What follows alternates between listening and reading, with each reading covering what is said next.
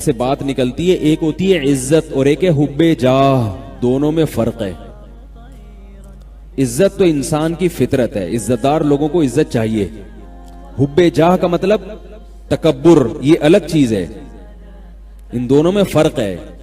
تکبر کا مطلب یہ ہوتا ہے بعض لوگ ہر چیز میں اپنی ٹانگ اونچی رکھنے کی کوشش کرتے ہیں، دوسرے کو نیچا کرتے ہیں، یہ تکبر ہے، یہ چیز اللہ کو پسند نہیں ہے۔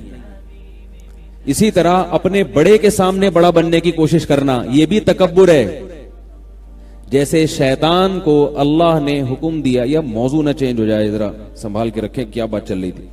شیطان کو اللہ نے حکم دیا کہ آدم کو سجدہ کرو، شیطان نے کیا کہا کہ آدم چھوٹا میں بڑا، ٹھیک ہے نا؟ تو عام حالات میں اگر آدم علیہ السلام خود شیطان کو کہتے نا کہ مجھے سجدہ کرو، پھر شیطان کہتا میں کہ تم بعد میں آؤ، میں سینئر ہوں، تو اس کی کوئی لاجک نکل سکتی تھی کہ بھئی یہ شیطان کو اپنی انسلٹ محسوس ہو رہی ہے۔ جیسے کوئی سینئر ہو، جونیئر آ کے ایک دم سینئر بن جائے تو پہلے سے جو سینئر ہوتا ہے اس کو ایک قسم کی بے عزتی محسوس ہوتی ہے، یہ نیچر ہے، یہ غلط نہیں ہے۔ لیکن شیطان کا عمل یہ عزت کا حصول نہیں تھا، بلکہ یہ تکبر تھا، اس لیے کہ آرڈر دینے والا کون ہے؟ اللہ ہے۔ تو بھئی تو جب اللہ کے حکم کا انکار کر رہا ہے تو یہ اللہ سے بڑے بننے کی کوشش کر رہے ہو آپ، اللہ سے آپ چھوٹے ہی رہو گے چاہے کتنے بڑے بن جاؤ۔ تو آپ اگر دوستوں میں اپنی بے عزتی محسوس کرتے ہیں، دوست نے کوئی غلط بات کہہ دی، آپ کو بے عزتی محسوس ہو رہی ہے، جس سے آپ کو غصہ آ رہا ہے، یہ نیچرل ہے، یہ تکبر نہیں ہے۔ باپ نے کوئی ایسی بات کہہ دی، اب آپ باپ کے سامنے سینہ چوڑا کر رہے ہو، یہ عزت نہیں ہے، یہ کیا ہے؟ کبر ہے، تکبر ہے۔ بھائی تم اپنے باپ سے، یعنی وہ تو تمہارا باپ ہے۔ لوگ کہتے ہیں نا جب کسی کو تانا دینا ہوتا ہے کہ وہ اس کو آنے دو، یہاں ہم اس کا بھی باپ ہے، کہتے ہیں نا لوگ، یعنی اس چیز میں ہم اس کا بھی باپ ہے، ہم اس سے 2 ہاتھ آگے ہیں۔ تو والدین کے سامنے اکڑنا، اپنے بڑوں کے سامنے اکڑنا، علماء کے سامنے اکڑنا، بزرگوں کے سامنے اکڑنا، یہ اکڑ، اس کو یہ نہیں کہیں گے عزت کا حصول، بلکہ اس اکڑ کو کیا کہا جاتا ہے؟ تکبر۔ بڑوں کے سامنے چھوٹا بن کے رہو، اپنے جیسوں کے سامنے یا اپنے ماتحتوں کے سامنے جو ہے نا، وہ انسان کو یہ احساس ہوتا ہے اور ہونا بھی چاہیے۔ ہاں کوئی بڑا زیادہ بے عزتی کر دے اور آپ کی حیثیت کو بہت زیادہ گھٹا دے، اس پہ بھی انسان کو افسوس ہوتا ہے۔ اور نبی صلی اللہ علیہ وسلم ان تمام چیزوں کی رعایت کیا کرتے تھے، تبھی تو نبی جیسے اخلاق کسی کے نہیں ہیں۔ آپ صلی اللہ علیہ وسلم عزت دار لوگوں کو بہت عزت دیتے تھے، چاہے وہ کافر ہی کیوں نہ ہو، چاہے وہ کافر کیوں نہ ہو، کیونکہ جب ایک دفعہ کسی کو معاشرے میں عزت ملتی ہے تو وہ کافر بھی اگر ہوگا نا تو وہ اپنی بے عزتی نہیں چاہے گا، کبھی نہیں چاہے گا۔ ابو سفیان سردار تھے، ساری زندگی سرداری میں گزاری، اسلام دشمنی میں گزاری، لیکن جب مکہ فتح ہوا، ابو سفیان مسلمان ہوئے، تو آپ صلی اللہ علیہ وسلم نے ایسا نہیں کیا کہ ان کو پیشانی کے بال سے پکڑ کے گھسیٹا ہو، گھوڑے کے پیچھے باندھ دیا ہو کہ ان کو مدینہ کی گلیوں میں گھسیٹا جائے۔ انہوں نے ساری زندگی اسلام دشمنی میں گزاری، ساری زندگی یہ کیا، ساری زندگی یہ کہ نہ بھائی سردار آدمی ہیں تو اب اسلام قبول کیا ہے، تو ان کو ایسا پروٹوکول دیا جو دوسروں کو نہیں دیا۔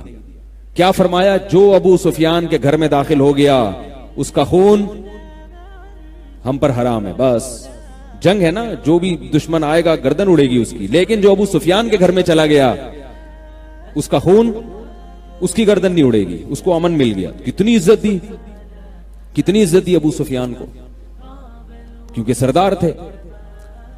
حضرت خالد ابن ولید رضی اللہ تعالی عنہ، انہوں نے غزوہ احد میں مسلمانوں کا بہت زیادہ نقصان کیا تھا۔ 70 آدمی جو شہید ہوئے ہیں صحابہ میں، 70 بڑے بڑے صحابہ، اس میں سب سے بڑا کردار کس کا تھا؟ خالد ابن ولید رضی اللہ تعالی۔ انہوں نے پلٹ کے حملہ کیا تھا نا غزوہ احد میں، کتنا نقصان پہنچایا۔ پھر صلح حدیبیہ میں جو لڑنے کے لیے آئے وہ خالد ابن ولید آئے، لیکن جب صلح ہو گئی تو خالد بن ولید تلوار کی نوک سے اسلام نہیں قبول کر رہے تھے۔ عزت دار آدمی تھے نا، اس میں ذلت محسوس کرتے تھے، بھائی میں شکست کھا کے اسلام قبول کروں، یہ کیسے ہو سکتا ہے؟ آپ صلی اللہ علیہ وسلم نے ان کو عزت دی اور ایک قاصد بھیجا اور کہا کہ خالد ابن ولید سے جا کے کہو کہ تمہارے جیسا سمجھدار آدمی، ذہین آدمی ابھی تک کافر ہے، یہ ہماری سمجھ میں نہیں آتا۔ بڑی تعجب کی بات ہے، اتنا ذہین آدمی، اتنا ہوشیار آدمی، اور ابھی تک اس کی سمجھ میں اسلام نہیں آ رہا۔ اور پھر یہ بھی فرمایا کہ تم اگر اسلام قبول کرو گے تمہیں یہاں عزت ملے گی۔ خالد ابن ولید رضی اللہ تعالیٰ عنہ نے اسلام قبول کیا۔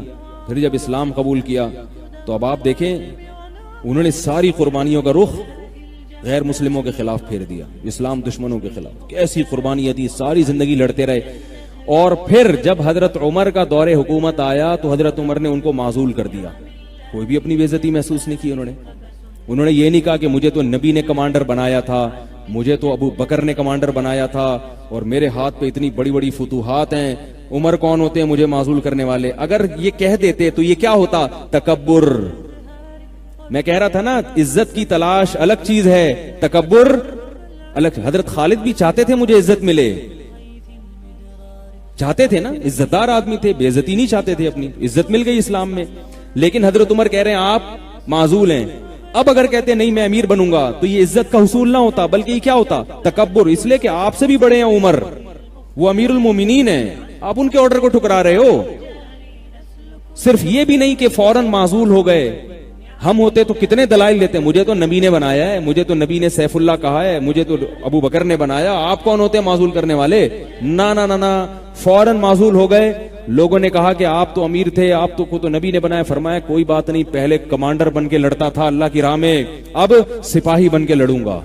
سپاہی بن کے لڑنے کا اپنا مزہ ہے، ذرا بھی تو یعنی دل تنگ نہیں ہوا، ذرا بھی اپنی بے عزتی محسوس نہیں کی۔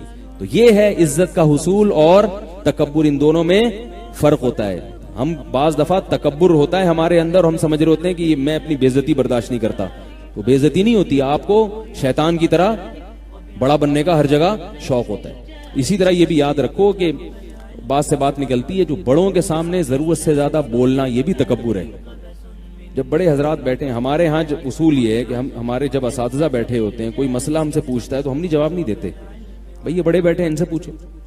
ہم ایسے بن جاتے ہیں جیسے کیا ہوں، جاہل، آتا ہی نہیں کچھ ہمیں،